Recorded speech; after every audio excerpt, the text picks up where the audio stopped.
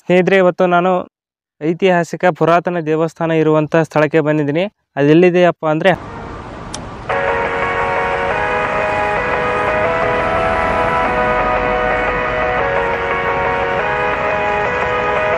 ಸ್ನೇಹಿತರೆ, ಇವಾಗ ನಾನು ರಾಮಲಿಂಗೇಶ್ವರ ದೇವಸ್ಥಾನದಲ್ಲಿದ್ದೀನಿ.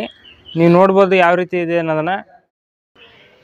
ಸ್ನೇಹಿತರೆ, ಈ ಒಂದು ವಿಡಿಯೋದಲ್ಲಿ ಒಂದೇ ಊರಲ್ಲಿ ಎರಡು ಶಿವನ ಐತಿಹಾಸಿಕ ದೇವಸ್ಥಾನಗಳನ್ನು ತೋರಿಸೋಕೆ ಅಂತ ಬಂದಿದ್ದೀನಿ.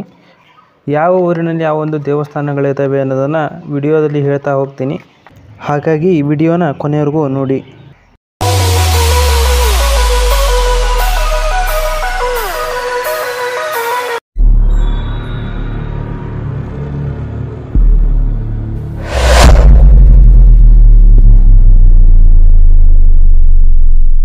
ಹಾಯ್, ಎಲ್ಲರಿಗೂ ನಮಸ್ಕಾರ. ನಾನು ನಿಮ್ಮ ಕಿರಣ್ ಅಂಗಡಿ. ನೀವು ನೋಡ್ತಾ ಇದ್ದೀರಾ ಜೈ ಶಿವಾಲಿ ಲಾಗ್ಸ್ ಯೂಟ್ಯೂಬ್ ಚಾನಲ್. ಈ ಒಂದು ವಿಡಿಯೋದಲ್ಲಿ ಹಾವೇರಿ ಜಿಲ್ಲೆಯ ಹಿರೇಕೆರೂರು ತಾಲೂಕು ಸಾತೇನಹಳ್ಳಿ ಗ್ರಾಮದಲ್ಲಿರುವಂಥ ಶ್ರೀ ಹರಿಹರೇಶ್ವರ ದೇವಸ್ಥಾನವನ್ನು ನಿಮಗೆ ತೋರಿಸೋಕೆ ಅಂತ ಬಂದಿದ್ದೀನಿ. ಈ ಒಂದು ವಿಡಿಯೋನ ನೋಡ್ತಾ ಇರೋರು ಎಲ್ಲರೂ ದಯವಿಟ್ಟು ಸಬ್ಸ್ಕ್ರೈಬ್ ಮಾಡಿಕೊಂಡು ವಿಡಿಯೋನ ಕೊನೆವರೆಗೂ ನೋಡಿ ಅಂತ ಹೇಳ್ತಾ ಈ ಒಂದು ವಿಡಿಯೋನ ಸ್ಟಾರ್ಟ್ ಮಾಡೋಣ ಬನ್ನಿ.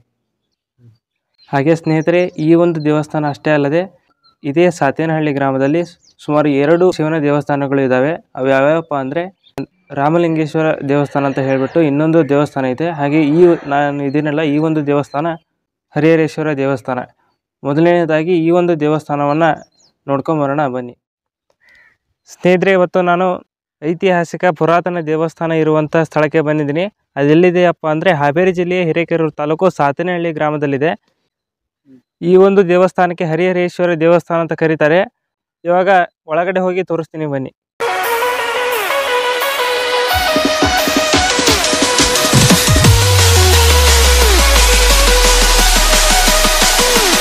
ಸ್ನೇಹಿತರೆ, ಈಗ ನೀವು ನೋಡುತ್ತಿರುವ ಈ ಒಂದು ದೇವಸ್ಥಾನ ಹರಿಹರೇಶ್ವರ ದೇವಸ್ಥಾನ.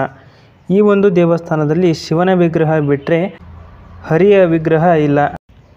ಯಾಕೆ ಈ ಒಂದು ದೇವಸ್ಥಾನಕ್ಕೆ ಹರಿಹರೇಶ್ವರ ದೇವಸ್ಥಾನ ಎಂದು ಕರೆಯುತ್ತಾರೆ ಎಂದು ಸರಿಯಾದ ಮಾಹಿತಿ ಸಿಗದ ಕಾರಣ ಹಾಗೆ ಒಂದು ಸಾರಿ ಈ ಒಂದು ದೇವಸ್ಥಾನವನ್ನು ನಿಮಗೆ ತೋರಿಸೋಕೆ ಅಂತ ಬಂದಿದ್ದೀನಿ. ಸ್ನೇಹಿತರೆ, ಈ ಒಂದು ದೇವಸ್ಥಾನ ಹಾವೇರಿ ಜಿಲ್ಲೆಯ ಹಿರೇಕೆರೂರು ತಾಲೂಕು ಸಾತೇನಹಳ್ಳಿ ಗ್ರಾಮದಲ್ಲಿದೆ. ಇದಷ್ಟೇ ಅಲ್ಲದೆ ಇದೇ ಗ್ರಾಮದಲ್ಲಿ ಮತ್ತೊಂದು ಶಿವನ ದೇವಸ್ಥಾನವಿದೆ. ಆ ಒಂದು ದೇವಸ್ಥಾನವು ಕೂಡ ಇದೇ ಸಾತೇನಹಳ್ಳಿ ಗ್ರಾಮದಲ್ಲಿದೆ.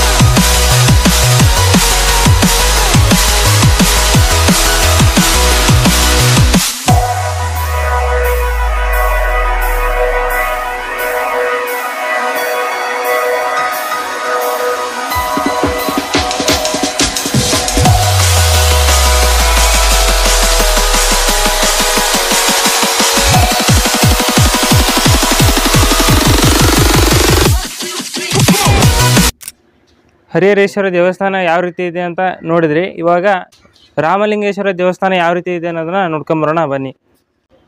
ಸ್ನೇಹಿತರೆ, ಇವಾಗ ನಾನು ರಾಮಲಿಂಗೇಶ್ವರ ದೇವಸ್ಥಾನದಲ್ಲಿದ್ದೀನಿ. ನೀವು ನೋಡ್ಬೋದು ಯಾವ ರೀತಿ ಇದೆ ಅನ್ನೋದನ್ನು.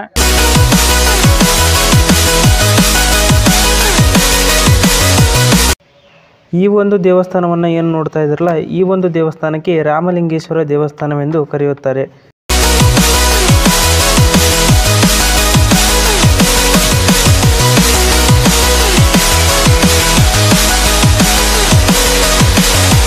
ಸ್ನೇಹಿತರೆ, ಈ ಒಂದು ದೇವಸ್ಥಾನದ ವಿಶೇಷತೆ ಏನಪ್ಪ ಅಂದರೆ ನೀವು ನೋಡುತ್ತಿರುವ ಈ ಬಸವಣ್ಣನ ಕಿವಿಯೊಳಗಿರುವ ರಂಧ್ರದ ಮೂಲಕ ನೇರವಾಗಿ ಶಿವನ ವಿಗ್ರಹವನ್ನು ವೀಕ್ಷಿಸಬಹುದು.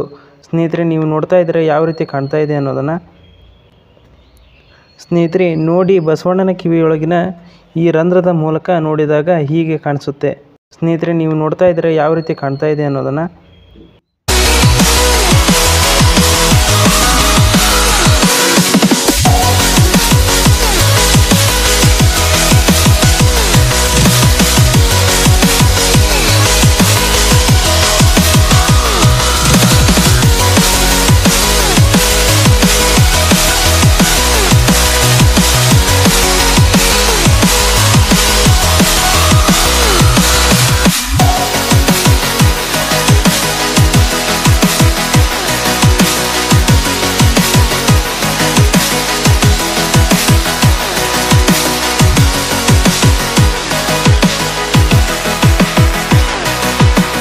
ಈ ಒಂದು ವಿಡಿಯೋ ಇಷ್ಟ ಆಯಿತು ಅಂದ್ಕೊತೀನಿ ಸ್ನೇಹಿತರೆ. ಇದೇ ರೀತಿ ಒಂದೇ ಊರಿನಲ್ಲಿ 2 ಶಿವನ ದೇವಸ್ಥಾನಗಳು ನಿಮಗೆ ಗೊತ್ತಿರೋ ಹಾಗೆ ಇದ್ದರೆ ಕೆಳಗಡೆ ಕಾಮೆಂಟ್ ಬಾಕ್ಸಲ್ಲಿ ಕಮೆಂಟ್ ಮಾಡಿ ಅಂತ ಹೇಳ್ತಾ, ಸ್ನೇಹಿತರೆ ಈ ವಿಡಿಯೋ ಇಷ್ಟ ಆದರೆ ಲೈಕ್ ಮಾಡಿ, ಶೇರ್ ಮಾಡಿ, ಹಾಗೆ ಸಬ್ಸ್ಕ್ರೈಬ್ ಮಾಡೋದ್ರ ಮೂಲಕ ಪ್ರೋತ್ಸಾಹಿಸಿ ಅಂತ ಹೇಳ್ತಾ ಧನ್ಯವಾದಗಳು ಇಲ್ಲಿವರೆಗೂ ವಿಡಿಯೋ ನೋಡಿದ್ದಕ್ಕಾಗಿ.